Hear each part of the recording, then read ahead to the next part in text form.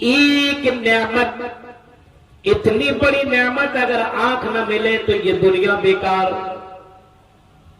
ہر نعمت اپنی جگہ پرفیکٹ ہے، ہر نعمت اپنی جگہ بالکل کمپلیٹ ہے، اور نعمتوں کا شکریہ ادا کرنا ہر کسی کی ذمہ داری ہے۔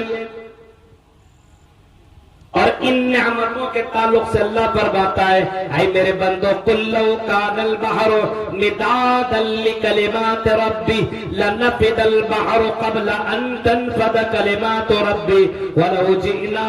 بمثلہ مددا۔ اے نبی آپ اعلان کر دو، آپ کہہ دو، قل لو کان البحر مدادا لکلمات ربی، جو نعمتیں تجھے ملی ہوئی نعمتوں کو اگر تم لکھنا چاہو، شمار کرنا چاہو، کاؤنٹ کرنا چاہو، گننا چاہو، سمندر کے پانی کو اگر تم سیاہی بنا ڈالو اور دنیا کے جتنے بھی درخت ہیں ان کو تم قلم بنا ڈالو، یہ قلم ٹوٹ جائیں گے، ختم ہو جائیں گے، سیاہی ختم ہو جائیں گی۔ لیکن اللہ نے جو نعمتیں تیرے اوپر نچھاور کی ہیں، یہ ساری نعمتوں کو تم لکھ نہیں سکتے ہو، شمار نہیں کر سکتے ہو، ان کا شکریہ ادا نہیں کر سکتے ہو۔ اتنی نعمتیں اللہ تعالیٰ نے دی ہے،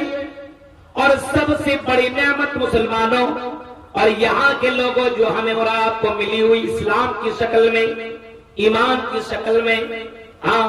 یہ اسلام کی دولت، یہ سب سے بڑی دولت اور یہ سب سے بڑی نعمت ہمیں اور آپ کو ملی ہوئی، اس اسلام کو ہمیں بچانا ہوگا، اس اسلام کی ہمیں حفاظت کرنی ہوگی، اپنے ایمان کی ہمیں حفاظت کرنی ہوگی،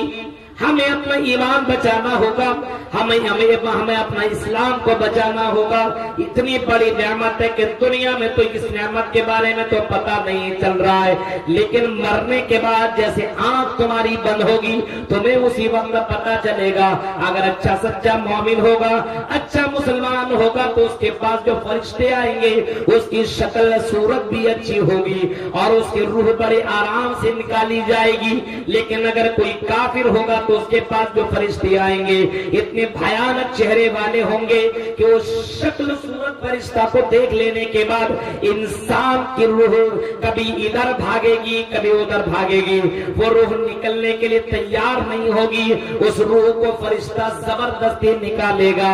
اور اس فرشتہ کو دیکھ لینے کے بعد انسان کی لیٹرین اور باتھ روم تک بھی ہو جاتا ہے۔